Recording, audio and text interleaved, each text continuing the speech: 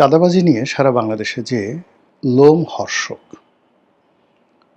হৃদয় বিদারক, মর্মান্তিক, নির্মম এবং নিষ্ঠুর ঘটনা ঘটে চলছে এবং এ সকল চাঁদাবাজির যে সকল ভিডিও ক্লিপ, দৃশ্য সামনে আসছে, যেগুলো বলার মতো নয় এবং পুরো রাষ্ট্র, সরকার, রাষ্ট্রযন্ত্র এই চাঁদাবাজির যে ব্ল্যাক হোল, এই ব্ল্যাক হোলের মধ্যে আটকে পড়ে গেছে। এটি এত বড় রাক্ষস কিংবা ধরুন ক্যান্সার অথবা আর কি বলবো, করোনার মতো জীবন সংহারী হয়ে পড়ছে। যারা এই চাঁদাবাজির কবলে পড়ছেন, সেটা বিএনপির লোক হোক, আওয়ামী লীগের লোক হোক, জামাতের লোক হোক, সাধারণ মানুষ হোক,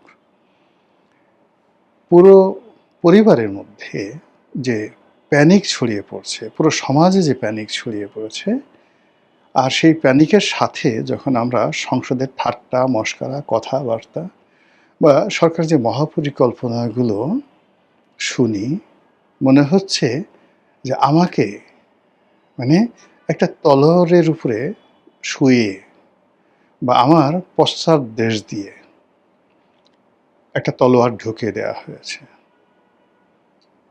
তা আমার কোনো মতো প্রাণবায়ু আছে এবং আমার শরীরে যে রক্ত ঝরছে সেটা বোঝা যাচ্ছে না। আমাকে সুন্দর একটা পোশাক পরিয়ে দেওয়া হলো, তারপর আমাকে ফুলের মালা দিয়ে বরণ করে নেওয়া হলো, সংবর্ধনা দেওয়া হলো, কিন্তু আমার পাছার মধ্যে রক্তাক্ত তলোয়ার। এরকম যখন একটা মানুষ, তারপরে বলা হলো তুমি হাসো, হাসতে বাধ্য করা হলো। যদি আমি না হাসি তাহলে ওই যে আমি যে মরে যাব, এটার সাথে বড় ব্যাপার হলো আমার আত্মীয় স্বজন সবাইকে জিম্মি করে রেখেছে যে বেটা তুমি তো মরবেই, এবং তুমি যদি এখন না হাসো তাহলে তোমার পুরো পরিবারকে মেরে ফেলা হবে। তখন ওই অবস্থায় নিজের শরীরের মধ্যে রক্তাক্ত তলোয়ার নিয়ে একটা মানুষ যখন হাসে, ফুলের মালা গ্রহণ করে, সংবর্ধনা গ্রহণ করে, তার যে মর্মবেদনা, আমাদের এই চাঁদাবাজিতে আক্রান্ত পুরো দেশ, তার সঙ্গে সঙ্গে সারা বাংলাদেশে লোডশেডিং, তার সঙ্গে সঙ্গে অভাব, তার সঙ্গে সঙ্গে অভিযোগ, তার সঙ্গে সঙ্গে মানুষের ব্যক্তিগত কষ্ট, রোগ শোক, বালা মুসিবত। সেই বালা মুসিবতের মধ্যে যখন কর্তা ব্যক্তিরা, ক্ষমতাসীনরা দাম্ভিকতা দেখায়, স্বপ্নের কথা বলে, দেশটিকে চাঁদের দেশে নিয়ে যাওয়ার কথা বলে এবং আরও অনেক কিছু বলে, যে অঝরে কান্না মানুষের ভিতরে সংক্রমিত হয়, সেই কান্নার ফলে একটা জাতি এভাবে যে দীর্ঘমেয়াদে চলে, একটা জাতি প্রাগৈতিহাসিক যুগে চলে যায়, একটা জাতি তার সভ্যতা হারিয়ে ফেলে, একটা জাতি তার ভব্যতা হারিয়ে ফেলে।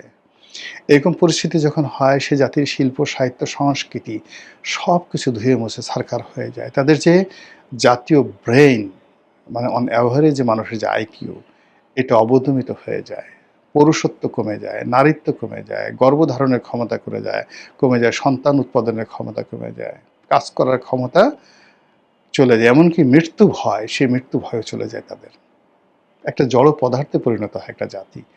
ঠিক এইরকম ঘটনাগুলো প্রতিদিন সামাজিক মাধ্যমে আসছে।